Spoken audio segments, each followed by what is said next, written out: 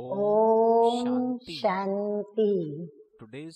आज की तारीख है 25/6/17 और आज हम फिर से सुनेंगे प्राण प्यारे अव्यक्त मूर्तधारी मीठे मीठे अव्यक्त बाप दादा की अव्यक्त ज्ञान मुरली। रिवाइज कोर्स की तारीख है 13/4/82 और आज की ज्ञान मुरली का शीर्षक है त्यागी और महात्यागी की व्याख्या। त्यागी किसको कहेंगे और फिर महात्यागी वो किसको कहेंगे, तो दोनों के बीच में किन किन बातों का अंतर है मीठे मीठे बाप दादा ने आज हम बच्चों को समझाया है। तो मीठे मीठे बाप दादा कहते हैं कि बाप दादा सर्व ब्राह्मण आत्माओं में सर्वस्व त्यागी बच्चों को देख रहे हैं, त्यागी महात्यागी। परंतु बाबा हम उन बच्चों को देख रहे हैं जो सर्वस्व त्यागी है। 3 प्रकार के बच्चे हैं, एक है त्यागी, दूसरे हैं महात्यागी और तीसरे हैं सर्व त्यागी। और तीनों ही त्यागी हैं लेकिन नंबर वार है। नोट किया सभी ने? 3 प्रकार के त्यागी बच्चे बाबा ने देखे, एक त्यागी, दूसरे महात्यागी और तीसरे हैं सर्व त्यागी। और ये तीनों त्याग के अंदर नंबरवार बच्चे अपने अपनी विशेषताओं के साथ बाबा ने देखे। अब बाबा हमें नंबरवार त्यागी, महात्यागी और सर्व त्यागी के लक्षण, उनकी निशानियां, उनकी परिभाषा हम बच्चों को सुनाते हैं। त्यागी, त्यागी के अंदर क्या होता है, उनके निशानियां क्या, विशेषता क्या। तो बाबा कहते हैं कि जिन्होंने ज्ञान और योग के द्वारा अपने पुराने संबंध, देखो सुनते जाना, साथ साथ दर्पण में अपने चेहरे को या अपनी स्थिति को भी निहारते जाना। तो जिन्होंने ज्ञान और योग के द्वारा अपने पुराने संबंध, पुरानी दुनिया, पुराने संपर्क द्वारा प्राप्त हुई अल्पकाल की प्राप्तियों को त्याग कर ब्राह्मण जीवन अर्थात योगी जीवन संकल्प द्वारा अपनाया है।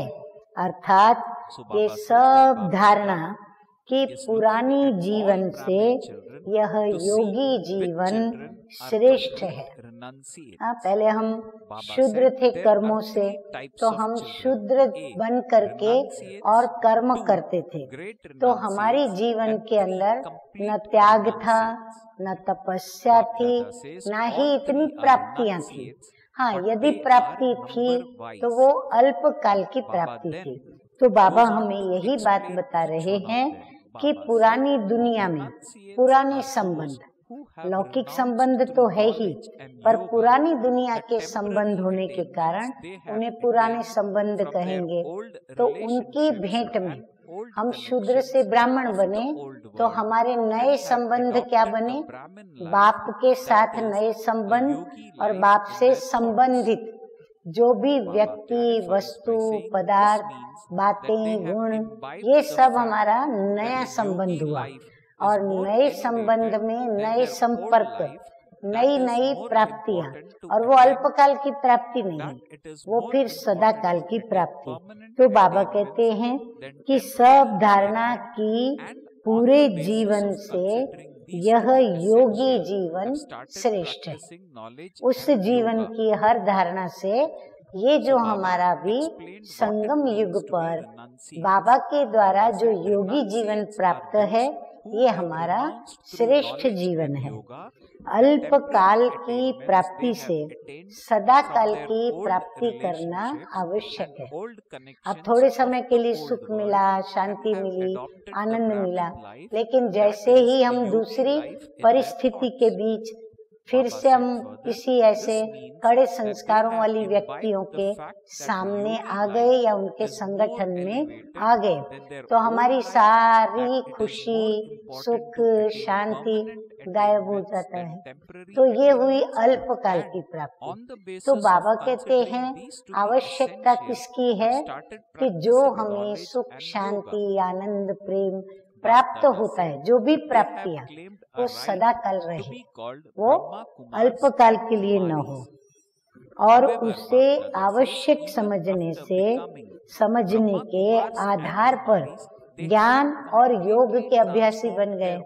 और जैसे ही हम बच्चों ने अल्पकाल की प्राप्ति से ज्यादा आवश्यक सदा काल की प्राप्ति है, ये समझ हमने महसूस की या समझा, तो हमने तुरंत क्या किया, उसके आधार पर हम ज्ञान और योग के अभ्यासी बने कि हम ये करें तो हमको सदा काल की प्राप्ति होगी। ब्रह्मा कुमार व ब्रह्मा कुमारी कहलाने के अधिकारी भी बन गए। और जैसे ही हमने ज्ञानी योगी जीवन चलाना शुरू किया तो हम क्या बन गए, बाबा कहते हैं ब्रह्मा कुमार ब्रह्मा कुमारी कहलाने के अधिकारी बने।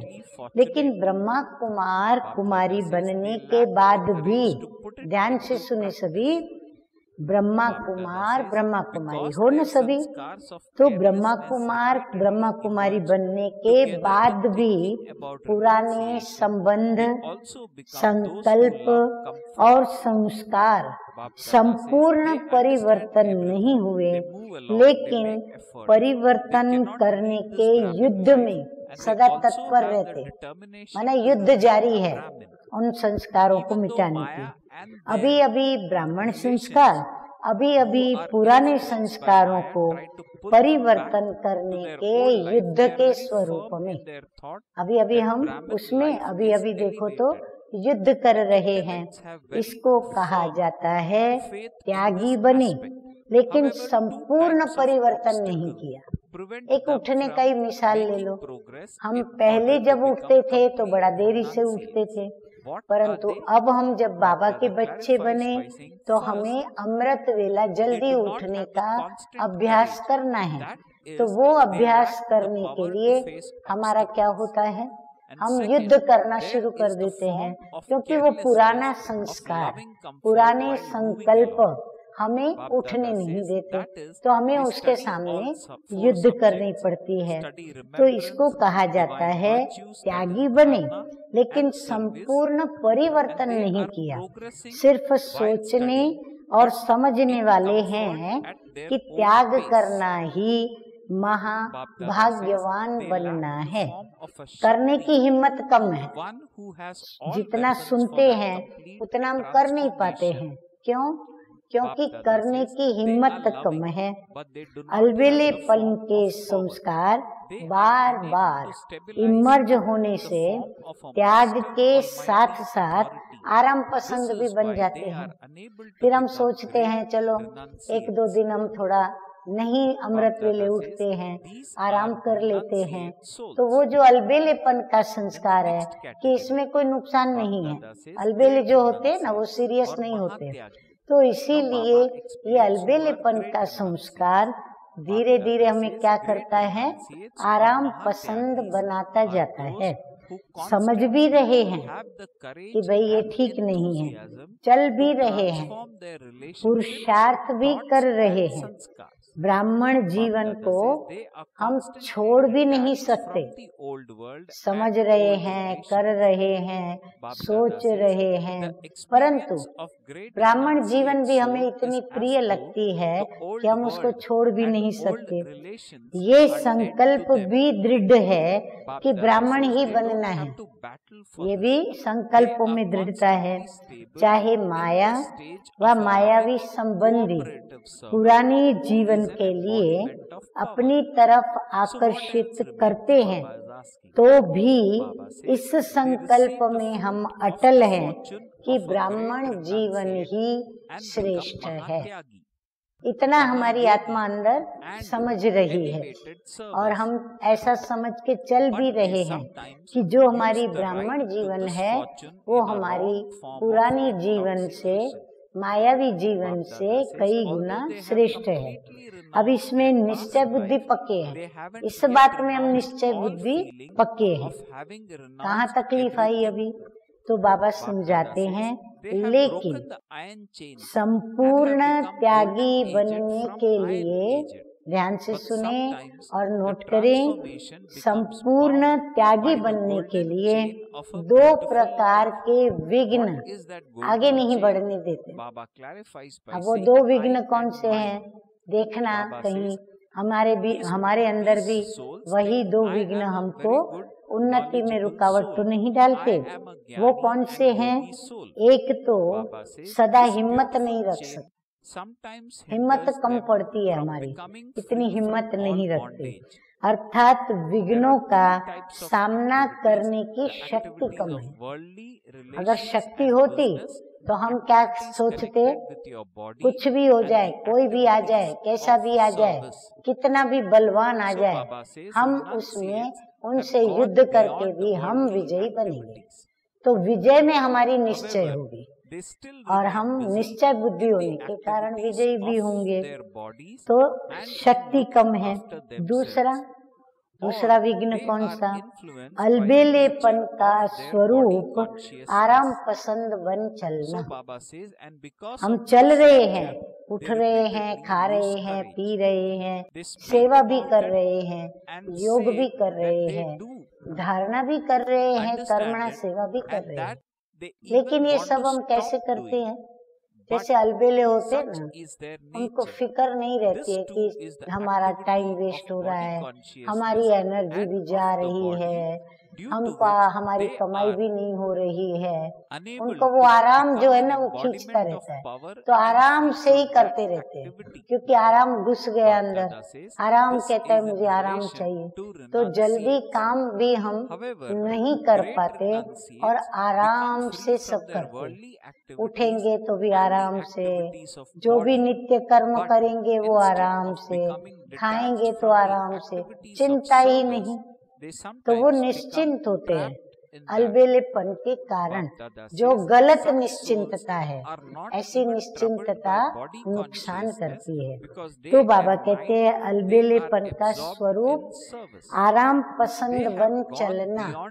इसीलिए अपने को देख लें कि हमको आराम से चलना पसंद है। अगर आराम से चलना पसंद है, माना मैं अलबेली हूँ, बाबा कहते हैं कि पढ़ाई, याद, धारणा और सेवा, फिर सभी सब्जेक्ट में क्या करते हैं? आराम से चलते हैं, अलबेलापन दिखाते हैं। तो अलबेलेपन का स्वरूप बाबा ने बताया, आराम पसंद बन चलना, पढ़ाई, याद, धारणा और सेवा, सब सब्जेक्ट कर रहे हैं। सारा दिन ये चारों सब्जेक्ट कर भी रहे हैं, चल रहे हैं, पढ़ रहे हैं, लेकिन आराम। संपूर्ण परिवर्तन करने के लिए शस्त्रधारी शक्ति स्वरूप की कमी हो जाती है। बाबा कहते कमी कहाँ पड़ती? शस्त्र धारण कर हम उनके साथ युद्ध करें और शक्ति स्वरूप अपना माया को भी दिखाएं, या पुरानी दुनिया, पुरानी व्यक्तियां, पुराने स्वभाव, पुराने संस्कारों को दिखाएं, तो क्या होगा? युद्ध में हमारी विजय होगी। स्नेही हैं लेकिन शक्ति रूप नहीं। स्नेही बाबा के भी हैं, परिवार के भी हैं, चारों सब्जेक्ट के भी हैं, लेकिन उसके लिए जो शक्ति चाहिए वो शक्ति स्वरूप नहीं है। मास्टर सर्वशक्तिवान स्वरूप में स्थित नहीं हो सकते हैं, इसलिए महात्यागी बन नहीं सकते। त्यागी तो बन गए, शूद्र से ब्राह्मण बने, ब्रह्मा कुमार ब्रह्मा कुमारी बने, फिर यहाँ चारों सब्जेक्ट सुनी, चारों सब्जेक्ट को सुनकर उसमें चलना भी शुरू किया, परंतु युद्ध करते रहते हैं, अल्पकाल की प्राप्तियां ही करते हैं। तो बाबा कहते हैं कि मास्टर सर्वशक्तिवान स्वरूप में स्थित नहीं हो सकते हैं ना, इसीलिए महात्यागी नहीं बन सकते हैं। तो ये हुई त्यागी आत्माएं। तो त्यागी आत्माओं के लक्षण बताए, अलबेले या फिर उनके अंदर आराम पसंदी का संस्कार या जो भी पुराने स्वभाव संस्कार, उनमें युद्ध करते रहना, अल्पकाल की प्राप्तियों में खुश होकर चलना, तो ये सब बताया त्यागी के लक्षण। अब हमें बाबा बताएंगे आगे महात्यागी। अब महात्यागी के लक्षण सुन लें। बाबा कहते हैं सदा संबंध, कभी कभी संबंध नहीं, संबंध एक बार जुटा माना परमानेंट हो गया, माँ कहा माना माँ परमानेंट हुई, बहन कहा तो परमानेंट, जो भी संबंध वो हमारा सदा का हो। दूसरा संकल्प, संकल्प आज एक है, कल दूसरा, परसों तीसरा, ठीक है, नए नए संकल्प आवे, लेकिन जो मेरा दृढ़ संकल्प करके मुझे सदा काल की प्राप्ति करनी है, उस संकल्प में कोई परिवर्तन नहीं होना चाहिए। तो संकल्प और संस्कार सभी के परिवर्तन करने के सदा हिम्मत और उल्लास में रहते। जो महात्यागी होते ना, उनके संकल्प और संस्कार, उनको सदा ये उमंग उत्साह रहता कि इसका मैं परिवर्तन करूंगा और करूंगी। पुरानी दुनिया, पुराने संबंध से वे सदा न्यारे हैं। इनों के अंदर विशेषता क्या है? वो युद्ध करते, और ये युद्ध नहीं करते, उनसे न्यारे रहते हैं। महात्यागी आत्माएं सदा ये अनुभव करती कि देखना भी, ये अनुभव मैं करती हूँ तो मैं महात्यागी हूँ। वो ये अनुभव करते कि ये पुरानी दुनिया व संबंधी सब मरे ही पड़े हैं, और उनको वो सब मुर्दे दिखाई पड़ेंगे। मुर्दे से तो दिल लगानी नहीं होती है, इसके लिए उनको युद्ध नहीं करनी पड़ती है। सभी को मरा हुआ देखते हैं ना, तो मेहनत नहीं करनी पड़ती। और अगर हमने सामने देखा मरे हुए नहीं है, जिंदा है, तो अर्जुन की तरह मूंझ जाते हैं कि दादा, चाचा, नाना, गुरु, पितामह सब खड़े हैं और मैं उनके ऊपर तीर चलाऊं? नहीं, ये काम मेरे से नहीं होगा। तो बाबा कहते हैं कि इसके लिए युद्ध नहीं करनी पड़ती है, सदा स्नेही, सहयोगी, सेवाधारी, शक्ति स्वरूप की स्थिति में वो स्थित रहते हैं। बाकी क्या रह जाता है? महात्यागी के फल स्वरूप जो त्याग का भाग्य है। हाँ, महात्यागी को त्याग का भाग्य क्या प्राप्त होता है? सुनिए, महाज्ञानी, महायोगी, श्रेष्ठ सेवाधारी बन जाते हैं। उनके पास ज्ञान की भी ऊंचाई होती है, पराकाष्ठा होती है। योग में भी वो निरंतर योगी होते हैं और श्रेष्ठ सेवादारी, जो भी सेवा करेंगे दिल से करेंगे, परफेक्ट करेंगे। इस भाग्य के अधिकारी को कहाँ कहाँ उल्टे नशे के रूप में भी यूज कर लेते हैं। इनकी फिर गलती कहाँ होती है कि ये जो उनके पास रूहानी नशा है धारणा का, वो कभी कभी उनको उल्टे नशे में ले जाता है। पास्ट जीवन का संपूर्ण त्याग है, लेकिन त्याग का भी त्याग नहीं है। जो जीवन बीत गई उसका तो वो त्याग करते हैं, लेकिन उस त्यागी जीवन में भी और जो उनका त्याग करना है वो उन्होंने नहीं किया। लोहे की जंजीरें तो तोड़ दी, आयरन एजेड से गोल्डन एजेड तो बन गए, लेकिन कहाँ कहाँ परिवर्तन सुनहरे जीवन के सोने की जंजीर में बंध जाते हैं। महात्यागी के सामने परिवर्तन वाली दुनिया है। संबंध, संपर्क, व्यवहार, सेवा जो कुछ भी है, तो वहाँ लोहे की जंजीर तो तोड़ी, यहाँ फिर हमको जो भी मिलती है बातें वो हमारे लिए सोने की जंजीर है। फिर वो जंजीर में वो बंध जाते हैं। आखिर भी कहने में तो यही आएगा कि जंजीर में बंधे, तो वो लोहे की जंजीर करके ये परिवर्तन ये हुआ कि ये सोने की जंजीर में बंधे। वो सोने की जंजीर फिर क्या है? बाबा कहते, बाबा क्यों कहते हैं कि सोने की जंजीर? तो ये सोने की जंजीर क्या है?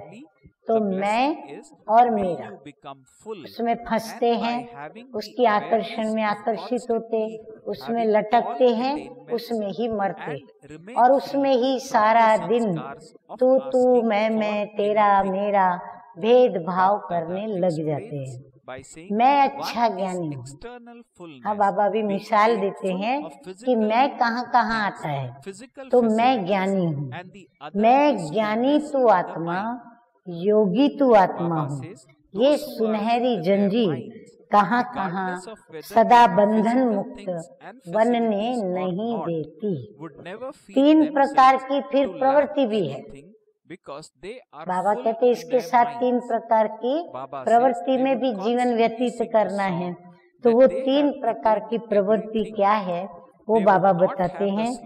लौकिक संबंध व कार्य की प्रवृत्ति, लौकिक संबंध से कनेक्टेड जो भी हमारा कर्म धर्म फर्ज है, तो वो कार्य हम करने के लिए प्रवृत्ति में तत्पर रहते हैं। फिर अपने शरीर की प्रवृत्ति, शरीर के लिए भी हमें बहुत कुछ करना पड़ता है, तो हम उस प्रवृत्ति में व्यस्त होते। फिर सेवा की प्रवृत्ति, फिर सेवा भी तो करनी है। तो त्यागी जो हैं वो लौकिक प्रवृत्ति से तो पार हो गए, लेकिन देह की प्रवृत्ति अर्थात अपने आप को ही चलाने और बनाने में व्यस्त रहना व देह भान की नेचर के वशीभूत रहना, और उसी नेचर के कारण ही बार बार वो हिम्मतहीन बन जाते हैं। कितना स्पष्ट बाबा ने बताया, जो स्वयं भी वर्णन करते और समझते भी हैं, चाहते भी हैं, लेकिन मेरी नेचर है। हाँ, हम समझते हैं, मानते हैं, जानते हैं, करना चाहिए, ये भी अंदर में आता है, लेकिन क्या करें, मेरी नेचर है। तो मेरी जंजीर आ गई। ये भी देह भान की, देह की प्रवृत्ति है, जिसमें शक्ति स्वरूप हो। इस प्रवृत्ति से वो निवृत्त हो जाए, वो कर नहीं पाते। ये त्यागी की बात सुनाई, लेकिन महात्यागी लौकिक प्रवृत्ति, देह की प्रवृत्ति दोनों से निवृत्त हो जाते, दोनों से बाहर निकले हुए रहते हैं। लेकिन सेवा की प्रवृत्ति में कहाँ निवृत्त होने के बजाय फंस जाते हैं। वहाँ शरीर से भी निकल गए। बाबा कहते हैं कि लौकिक प्रवृत्ति से भी निकले, देह की प्रवृत्ति से भी निवृत्त हो गए, लेकिन सेवा की प्रवृत्ति में निवृत्त होने के बजाय फंस जाते हैं। ऐसी आत्माओं को अपनी देह का भान भी नहीं सताता, क्योंकि दिन रात सेवा में मगन है। अब महात्यागी की विशेषता बाबा बताते हैं कि उनको अपना देह भान सताता नहीं है। और वो क्यों नहीं सताता? क्योंकि दिन रात वो सेवा में लगे हुए हैं, देह की प्रवृत्ति से तो पार हो गए। इन दोनों ही त्याग का भाग्य ज्ञानी और योगी बन गए। शक्तियों की प्राप्ति और गुणों की प्राप्ति हो गई। ब्राह्मण परिवार में प्रसिद्ध आत्माएं बन गए वो महात्यागी। सेवादारियों में भी वीआईपी बन गए। भाई ये वीआईपी बाबा का बच्चा है। महिमा के पुष्पों की वर्षा भी शुरू हो गई, महिमा भी करने लगे सभी। माननीय और गायन योग्य आत्माएं भी बन गए। लेकिन अभी उनमें भी बाबा कहते हैं सर्वत्यागी बाकी है ना अभी। लेकिन ये जो सेवा की प्रवृत्ति का विस्तार हुआ, उस विस्तार में अटक जाते हैं। मेरा स्टूडेंट, मेरा एरिया, मेरी सेवा, तो ये मेरा मेरापन उनमें आ जाता है। ये सर्व प्राप्ति महादानी बन औरों को दान करने के बजाय स्वयं स्वीकार कर लेते। अब जो दूसरों को देना है वो दूसरों को देने के बजाय जब मान सम्मान सब बातें होती है तो वो दूसरों को देने के बजाय खुद स्वीकार अपने लिए कर लेते हैं। तो मैं और मेरा शुद्ध भाव की सोने की जंजीर बन जाती है। भाव और शब्द बहुत शुद्ध होते हैं। हम अपने प्रति नहीं कहते हैं, सेवा के प्रति कहते हैं। बोलेंगे ऐसे कि हम हमारे लिए नहीं कह रहे हैं, सेवा अर्थ हम बता रहे हैं। मैं अपने को नहीं कहती हूँ कि मैं योग्य टीचर हूँ, लेकिन लोग मेरी मांगनी करते हैं। बड़ी रॉयल्टी से हम अपना मैंपन दिखाते हैं। जिज्ञासु कहते हैं कि बस आप ही सेवा करो, आप ही यहाँ ये प्रोग्राम में आप ही लेक्चर करो, आप ही शिविर कराओ, आप ही ये कार्यक्रम संभालो, आप जिम्मेवारी लो तो मैं कार्य करूँ। मैं तो न्यारी हूँ, लेकिन दूसरे मुझे प्यारा बनाते हैं। मैं तो इन बातों से न्यारी हूँ, लेकिन क्या करूँ, दूसरे मुझे क्या करते हैं, इन बातों में मुझे लाके प्यारा बनाते हैं। इसको क्या कहा जाएगा? बाप को देखा व आपको देखा। किसको देखा हमने? बाबा को देखा या स्वयं को देखा? आपका ज्ञान अच्छा लगता है, आपके सेवा का तरीका अच्छा लगता है, तो बाप कहाँ गया? बाबा को तो भुला दिया। आप आइए, आप करो, आपका अच्छा लगता है, आप बोलते हो तो अच्छा लगता है, तो बाप कहाँ गया? बाप को परम धाम निवासी बना दिया, बाबा को वहाँ बिठा दिया। बाबा देखो कितने मजे से बताते हैं। इस भाग्य का भी त्याग चाहिए। बाबा कहते हैं ये भी त्याग दिखाई पड़ना चाहिए।